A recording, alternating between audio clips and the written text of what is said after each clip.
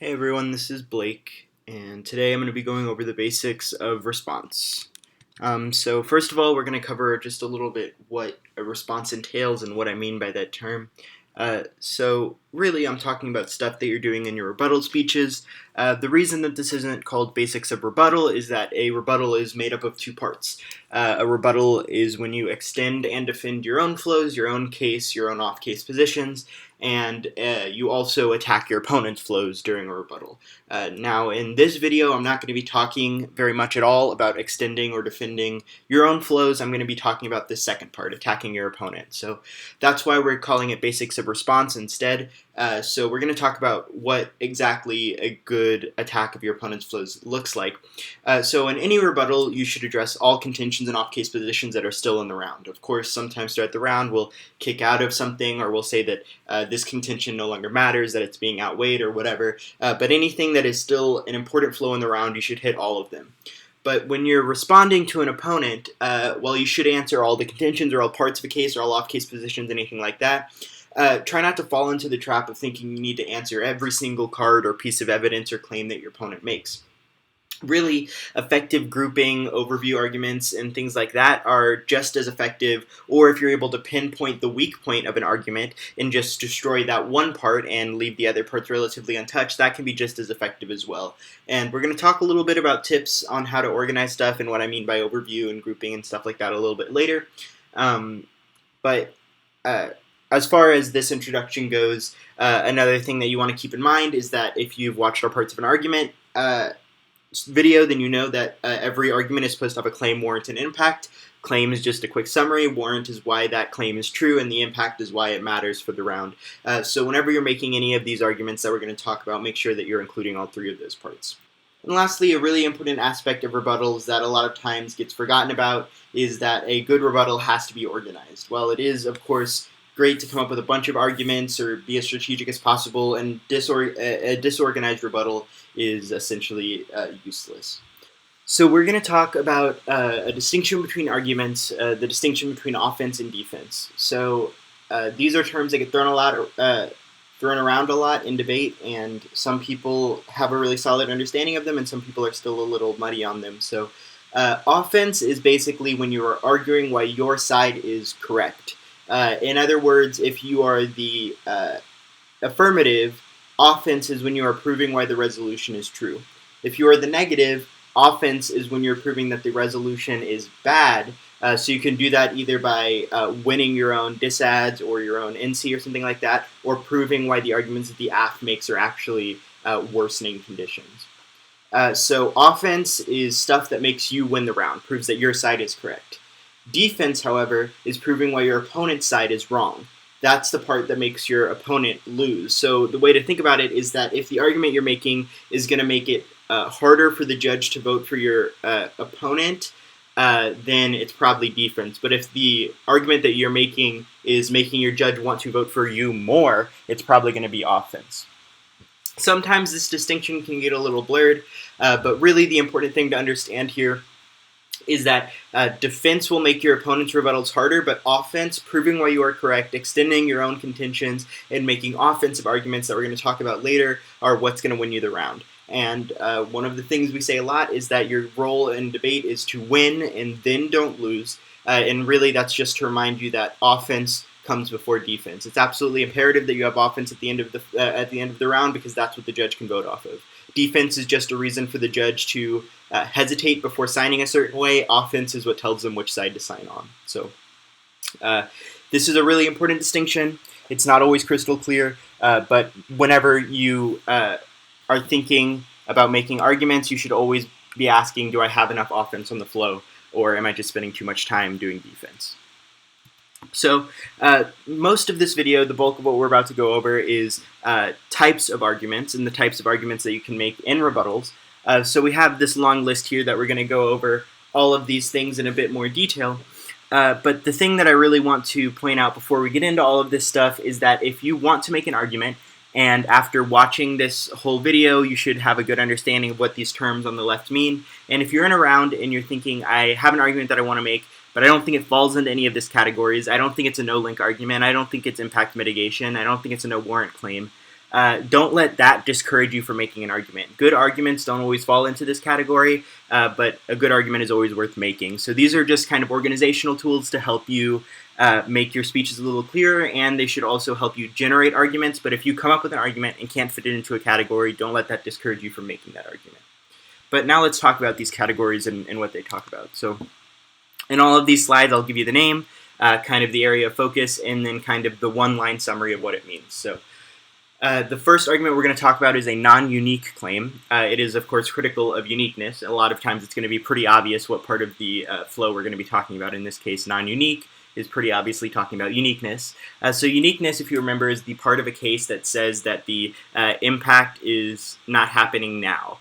But if you are making a non-unique claim, you're saying the uniqueness is not true. You're saying the impact is going to happen regardless of the resolution.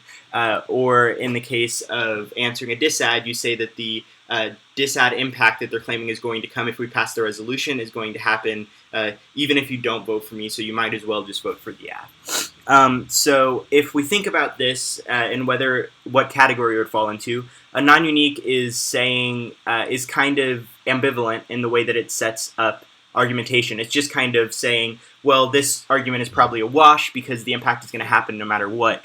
So it's definitely not giving us a preferred reason to vote in a certain direction. It's more so just saying you probably shouldn't vote here. So for that reason, non-unique is pretty solidly falling into the defense camp. So at the bottom of this slide, I have some examples of what type of stuff might hint you off to the fact that you can make a non-unique argument. If the evidence that is talking about solvency is saying solvency movements are happening now, that argument is probably non-unique. So for instance, if there is a contention about decreasing war, or something like that, or decreasing international tensions, and within the uniqueness evidence it says peace talks are currently being held, or diplomacy efforts are in the middle of being made, and they seem to be working well, then you can say, well, then the AF is not solving for anything unique. The impact of decreasing international tension is going to happen anyway because these peace talks are ongoing. Another example is if you have evidence that the impact is imminent. So for instance, if your opponent reads a piece of evidence that's talking about international tensions, but it doesn't say that there are peace talks going on, but you know in the back of your head, you're like, I seem to remember hearing that there is some type of peace talks going on, you can actually read a block card or something like that that says there are efforts in place to ease international tension absent of the resolution, and just make that warrant yourself. Also, this kind of leads into the next thing here, if recent news affects the impact in question. So whereas the second bullet point is talking more about if you have a block card or some piece of evidence that is talking about this, in cases where big headlines break that change the way that the current resolution is being discussed, it's important that you are well read on these subjects and that you can bring them up off the cuff. So for instance,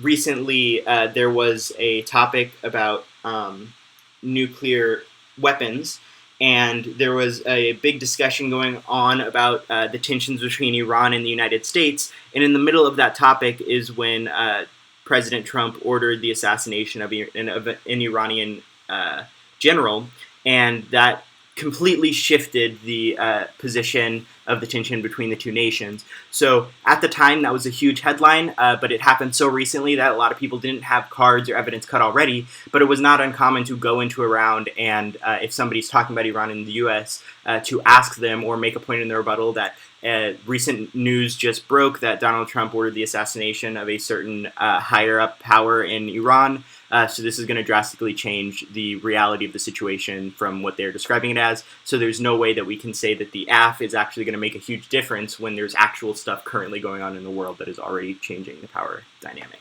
So even if you don't have the evidence, if it's a big enough news story, you should definitely bring it up. The next thing we're going to talk about is no link. Again, pretty obviously, it's talking about links. It's critical of these claims, and it's saying basically there is no connection between the resolution and the impact. So the link piece of evidence in any case is the part that says the advocacy or the resolution in question is going to lead to the resolution of this impact. If there isn't a link, then we're saying that there's no way that doing the resolution or doing the advocacy is going to change things. So while this is very much critical of the of the resolution and of the affirmative case or negative case. It's not necessarily saying that there is another option that is better, or that not doing anything is better if you're just reading an INSEE or something along those lines. So because the no link argument is saying that there is no connection or no way to get to the impact, but it's not necessarily saying that you solve the impact any better, it's not a reason why you should win, but rather why your opponent should lose, which again puts us in defense. So this example list here starts with the evidence is missing internal logic. So a lot of times with debate, we tend to oversimplify some of the logical paths that are needed to get to certain conclusions. So a lot of times we tend to set up simple logic lines that say, A leads to B leads to C, when in reality there's some internal steps that we're ignoring, when really it's A leads to B leads to C leads to D leads to E, and so on and so on. So one of the great strategic things that you can do is you can point out whenever your opponent is skipping over some of those middle steps. So you can say, yes, they are accurately connecting the uniqueness and the first part of this link evidence, but they are missing an internal jump between the link and the claims that they are making in the impact. So you can call out if there's missing middle points in logic.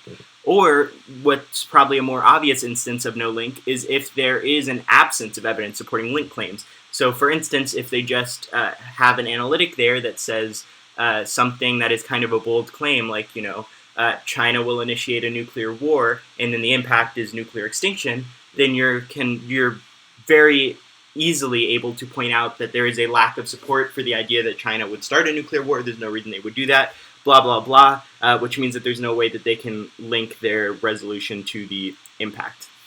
And then the last example here is that you can also just disprove the claims of the link evidence. So let's say they say that China will start a nuclear war and they read a piece of evidence and they back it up. If you read your own piece of evidence that talks about how actually China is in a place where they absolutely would not, for whatever reason, start a nuclear war, then you can read that evidence and then just do some direct evidence comparison to talk about which piece of evidence is better and why yours is a more accurate characterization of what the link story would look like. We have a video about evidence comparison if you're not quite sure what I mean by that, but you can also basically just read your own evidence that contradicts the link and claim that there is no truth to the link because this evidence is better. So the next thing we're going to talk about is no warrant. So if you remember from the parts of an argument lecture, the warrant is basically the backup proof for why the claim is true. So we are critical that there is any proof that the claim is true. The one sentence summary is that the evidence does not sufficiently prove this claim. So to go back to this example that I was using, the claim that China would start a nuclear war, so let's say that somebody reads a piece of evidence, but the piece of evidence is really kind of wishy-washy on this. This is kind of what the first example in the list is talking about, that the evidence is not really clearly supportive of it. So let's say the claim is that China will start a nuclear war, and the evidence is saying China is very frustrated with the international stage. They have a lot of criticisms of a lot of different countries. They're beginning to get a little bit frustrated. China is also in possession of nuclear weapons.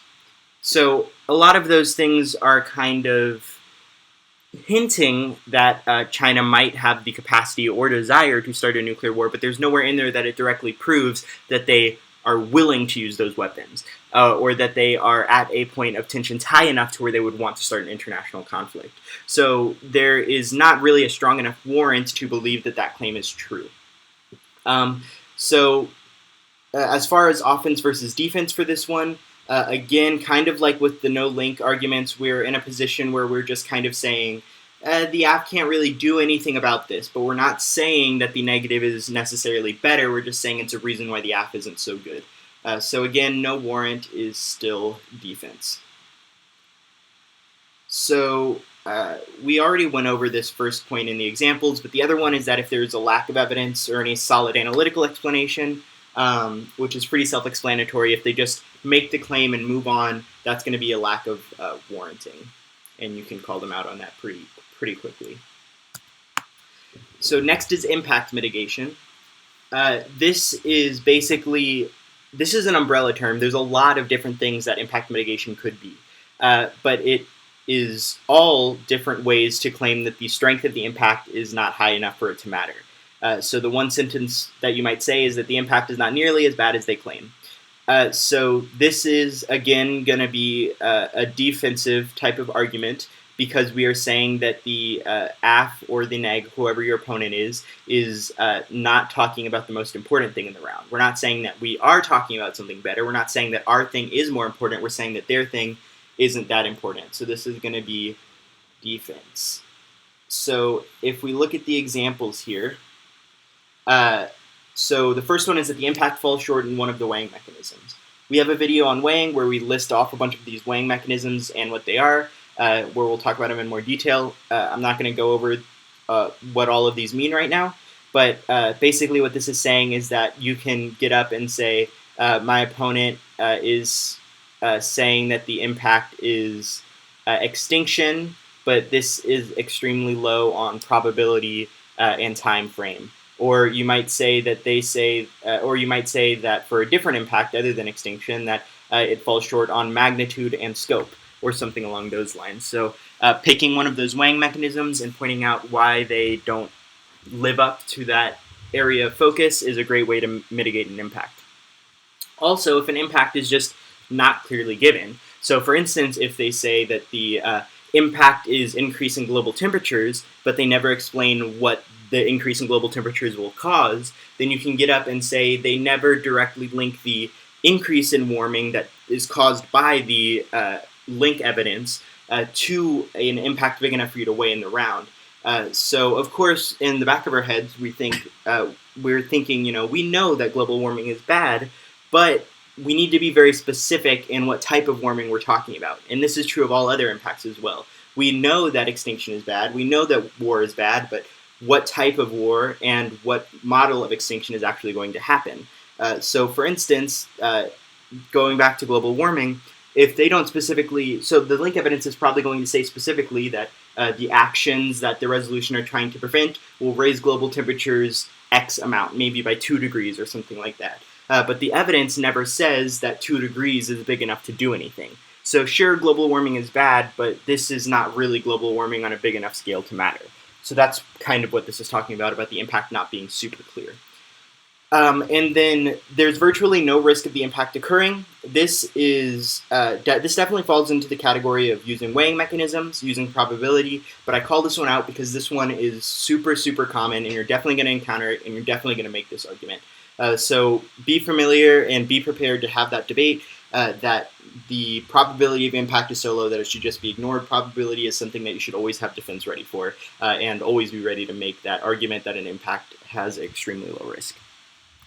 Okay, so now we have no solvency. So no solvency is critical of solvency claims. It is saying that the advocacy does not resolve the issues described. In other words, there's no way that the resolution can solve for the problems that are described in the impact.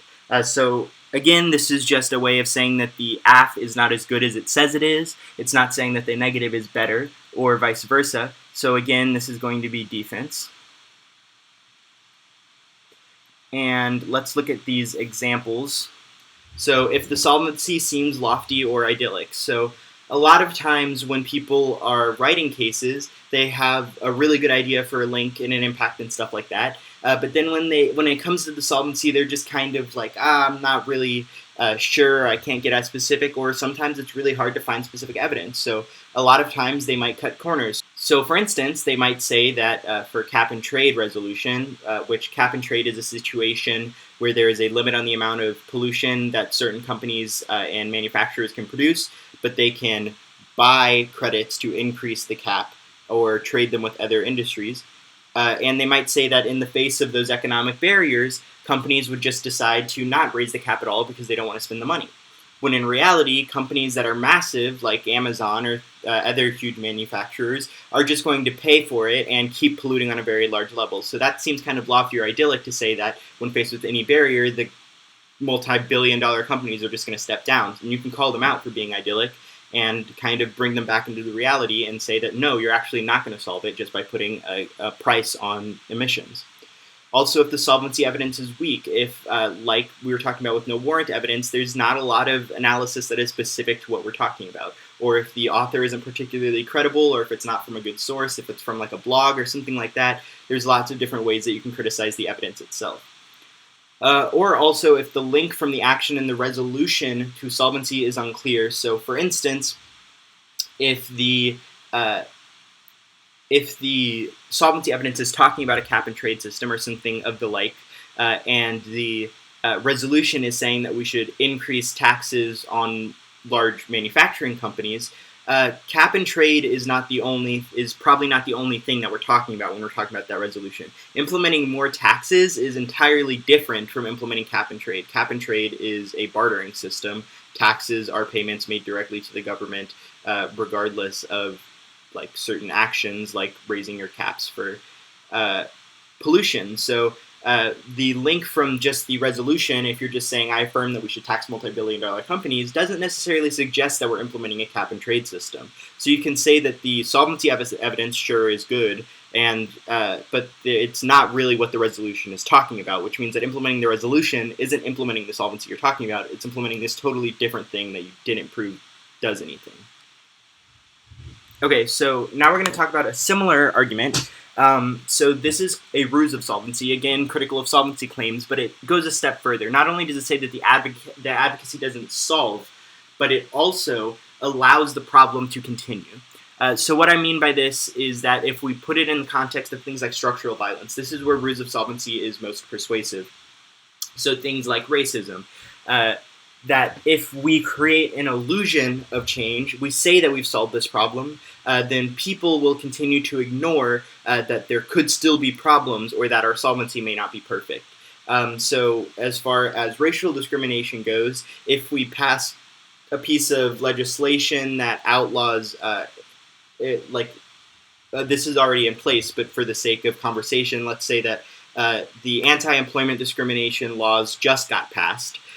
For a period of time, the society is going to be thinking, okay, so now employment is an entirely equal field for racial minorities, when in reality, there's still wage differences, there's still employment differences, and there's still just discrimination in hiring that's going on under the table. But because this legislation has been passed, people are able to pat themselves on the back and ignore the fact that the problem is still continuing. And if anything, that allows the problem to grow because the society no longer is keeping an eye on it. Another really great example of this is with when gay marriage was legalized. For a long period of time, for several years, there was not a lot of news about anti-LGBTQ discrimination that was coming after that Obergefell and Hodges case. When in reality, if you look at the statistics, the amount of discriminatory crimes and acts committed against these communities actually increased after that Supreme Court case. But because we thought we solved everything, we said, okay, we legalized marriage, so that means that the LGBTQ population is totally empowered now. We said that we could turn a blind eye and let them continue living their lives and they'll be fine. But in reality, there were still very real problems that were actually worsening that we were just ignoring. So this is a way to turn a no solvency claim into a claim that they are actually worsening the scenario at hand. So from this point, we are now actively proving that not only is the AF not that great, but the AF is actively bad. So this is the point where we make the jump from defense to offense.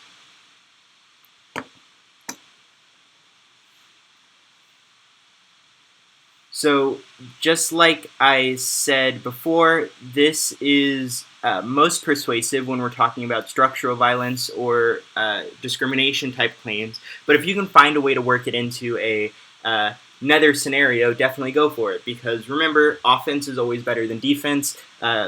So take advantage of this whenever you can. So we're going to talk briefly about how to make that jump from making a no solvency claim to a ruse of solvency claim. So when we're making the jump from no solvency to ruse of solvency, it's actually a really easy process, but some people struggle to kind of do it for the first couple of times. So if we remember that an argument has a claim, a warrant, and an impact, we can make this a pretty simple transition. So when you're making your claim and your warrant for a ruse of solvency, just make it like you're making a no solvency claim. So for example, you'll say, there's no proof that the AF is going to solve for racial discrimination. That's the claim. The warrant is that their evidence is extremely idyllic in the way that they describe everybody obliging by whatever legislation is being passed, when in reality we know empirically that whenever anti-discrimination legislation is passed, discrimination goes under the table or takes more violent forms. That's a claim and a warrant. That's just no solvency. But then when we do the impact part of this argument, we're going to talk about public ignorance and increasing violence and turn it into offense. So then we go from making that claim about not solving racial discrimination to say, if anything, the affirmative is actually going to increase the amount of discrimination because people will be willing to turn a blind eye to discrimination because they believe that the problem was solved by the resolution. This means that the AF is not only failing to solve this problem, but creating a ruse of solvency that makes the problem worse. And just like that, you've taken a pretty strong defensive argument into an extremely strong offensive argument that can now make you win the round if you continue to extend it and articulate it strong enough. So now we're going to talk about the last type of argument, but this is a really, really, really big one. So we're talking about turns. Turns are a reversal of a claim or argument made by your opponent. There are two kinds. So we're going to talk about them individually. So first is the link turn. This is making the claim that your opponent actually worsens the issue that they claim to solve. So for instance, if your opponent were to say, I decrease global warming, the link turn would be to say, you actually increase global warming. So here's a more debatey example of that. The AF claims to solve global warming by implementing AI monitoring systems, but producing those systems will emit pollution and worsen the climate. So we are saying that you thought you were you thought you were decreasing global warming, you're actually increasing it. So that's what a link turn is, when you're saying that they are actually exacerbating an issue. So if you think about it, what we were just talking about with the ruse of solvency, a ruse of solvency is a form of link turn. It's a subcategory of link turn. You're proving that they are doing actions that make these issues actually worse instead of better. But then the other form of turn that is less common but still very important to know is an impact turn. That's when the opponent is getting rid of something that is actually good, or that they are increasing something that is actually bad. So we have examples for both of these for impact turns. So the first example applies to this first part of the italicized section. So the example for an opponent getting rid of an impact that is good is that the AF might claim to decrease U.S. hegemony, but U.S. hegemony is actually key to preventing wars. So you're saying you're decreasing something bad, but really you're decreasing something that's good. But then the second part of the italicized section is saying that they could be creating an impact that is bad, saying that they are increasing something that is good when really they're increasing something that is bad. And the example for that is that the AF might claim to increase democracy in the affected nations, but this is actually a bad thing because democratic models are magnets for corruption. So if we're having a little bit of a hard time distinguishing between a link turn and an impact turn, just think of it as the difference in what you are agreeing with versus disagreeing with. So for a link turn, you're agreeing that the problem is a bad thing. You're agreeing that global warming is bad, or discrimination is bad, or whatever is bad, but you're saying that the AF is actually moving in the wrong direction. The impact turn, however, you are agreeing that the AF has the effect that they are claiming to do. They do decrease hegemony, or they do increase democracy, but you are disagreeing on whether or not that action is good or bad. So in that way, we can see that link turns and impact turns are actually very different when we just remember what they are in the abstract. Now, it should be abundantly clear at this point that turns are a way of proving that your opponent is being actively bad in the way that they are changing the world. So for that reason, it is an active reason why you are a preferable way to vote. So turns definitely are taking the form of offense. So I already mentioned that this is the last type of argument that we're going to talk about. So you may have noticed that there are a ton more defensive arguments than there are offensive arguments. So that means that you really, really need to push yourself hard to utilize these offensive tools, ruse of solvency and turns. So turns are hugely important. You should be making plenty of turns every round. So make sure that you do plenty of practice in coming up with turns, understanding the difference between link and impact turns, and definitely ask somebody if you're having trouble with that distinction. So now we're going to talk a little bit about something called the double turn. The double turn is a very, very bad thing. So you should never make a double turn. A double turn is when you make a link and an impact turn on the same argument at the same time. Doing that actually hurts yourself and helps your opponent. So for this example, the AF says, I spread democracy, and that is a good thing.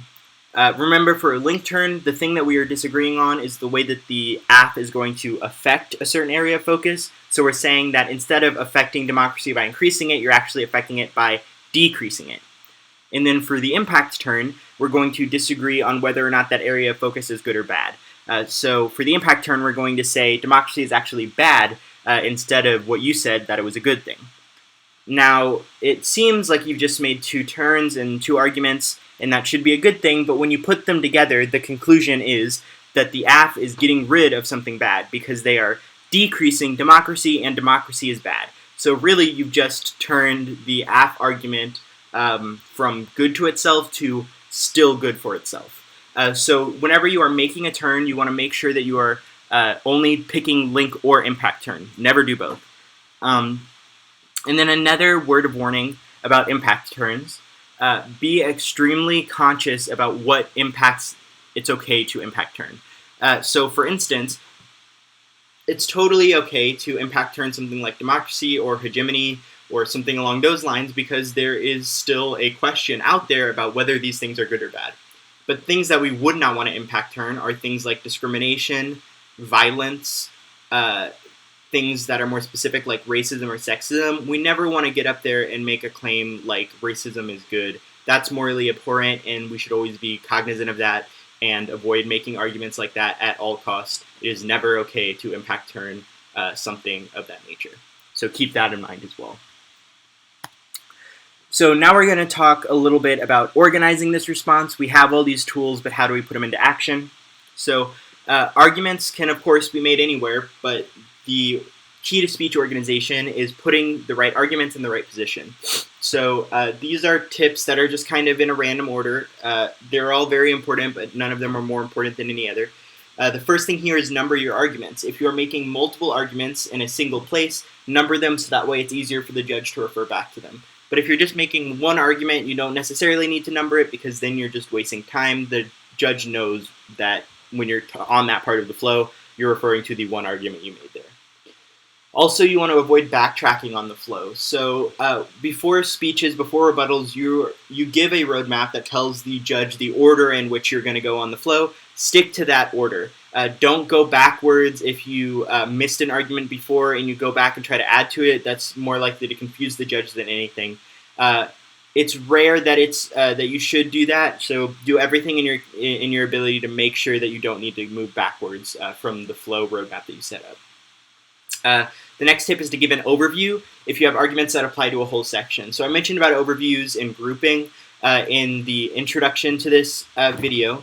And really an overview is basically just a way of grouping together a whole contention or a whole framework or a whole off-case position. An overview argument is an argument that applies to every single claim or every single component of that section. So if you have arguments that are more general, not specific to pieces of evidence or cards or anything like that, give them in an overview so that way they don't get lost in the mix of card-specific criticisms. Next, call cards by their author names. Whenever you're making an argument, say there are 3 arguments in response to X author. That way the judge has a very clear way of understanding where on the flow it is, and then when you come back to it later, you can say, go back to the X card, the second argument I made there, and it's really easy to save you time in your rebuttal speeches, your later on rebuttal speeches. And then save 15 to 30 seconds to do weighing and crystallization. Crystallization is basically just summarizing and clarifying stuff in the round. A lot of times in debate, there's a lot of balls in the air, and it's pretty easy to lose track of some of them. So save 15 to 30 seconds at the end to say, these are the really important key parts of my response. These are the places where I'm winning. You want to highlight and draw out the offensive claims that you made and really hit those home. And then the last note here is that in later speeches, if flows get cluttered, do a case overview to extract the important parts. So when we were talking about overviews before, we said that they apply to a whole section, but there are times when you can make an overview about the whole case. Now, chances are you're not going to have a no-link claim that applies to every single card on the flow, but what you might be able to do is weighing or some of that kind of macro-level work in a case overview to the whole thing. So in your last speech, whenever you're switching between flows, you should do an overview on the whole case and say, for instance, the really important debate here is happening on contention 2 because we proved that this impact outweighs on probability and magnitude, which means that all of the other contentions just kind of get lost in the wash, so that's where you should be voting. Really clarify to the judge which places are the most important, because when the flow gets cluttered in the later speeches, sometimes the judge will have to make the decision where to look themselves if you don't tell them, and they could look in a place that puts you in a worse position than you thought you were. Okay, so to wrap up this video, I have an example of what one contention might look like when we're answering it. This is, of course, one of a million ways that you can answer contention, and it only includes a very small sampling of what these arguments can look like, so don't let this bog you down or think that it has to follow this exactly. This is just one of plenty of examples I could give. So for this example contention, I'm using an old UIL resolution. Resolved artificial intelligence benefits humanity. So keep that in mind when we're talking about these arguments and what these claims mean.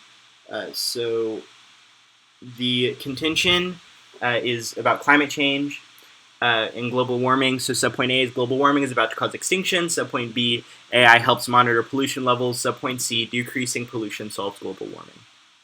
This is a pretty straightforward contention, so let's start picking it apart. So first of all, as an overview, I'm going to make an argument that I think that they made an overgeneralization or a flaw in logic when they were writing this whole contention. So overview on the entire contention. The resolution never asks about increasing the prevalence of AI, but rather is analyzing if it is good in the status quo.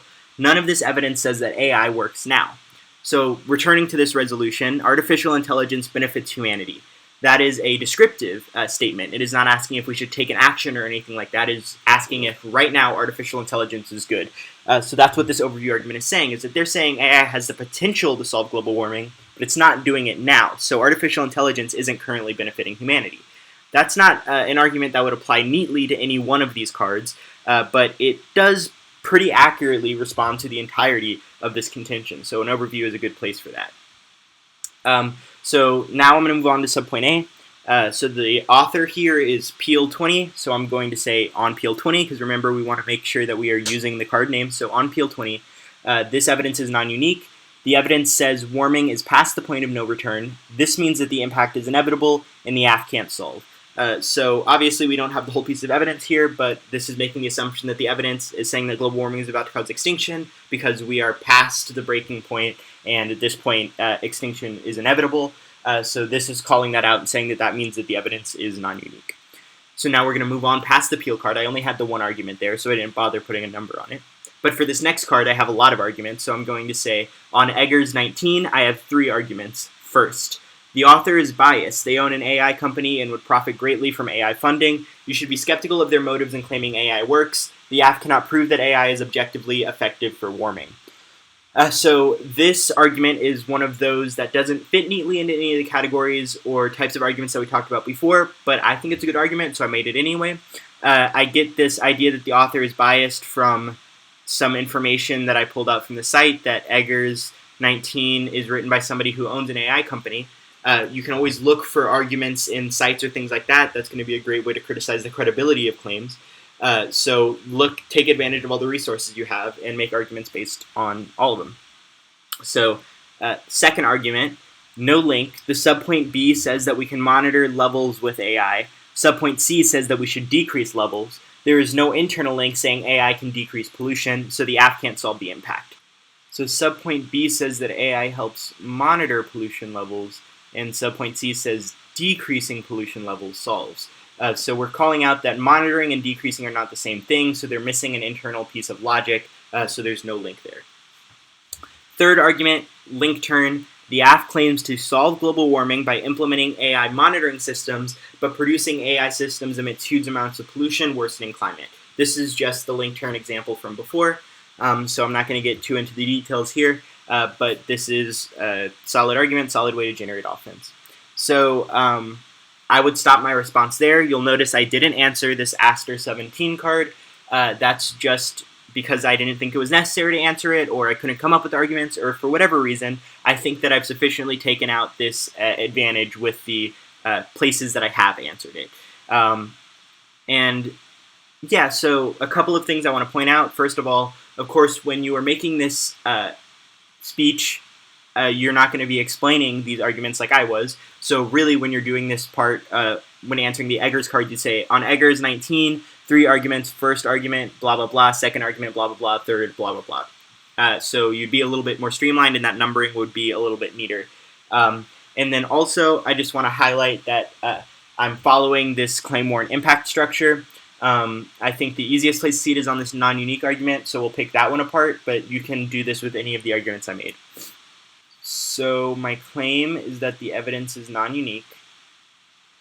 The warrant is that the evidence says blah, blah, blah, says warming is past the point of no return, and then this means the impact is inevitable, and the AF can't solve. That is the impact of this argument.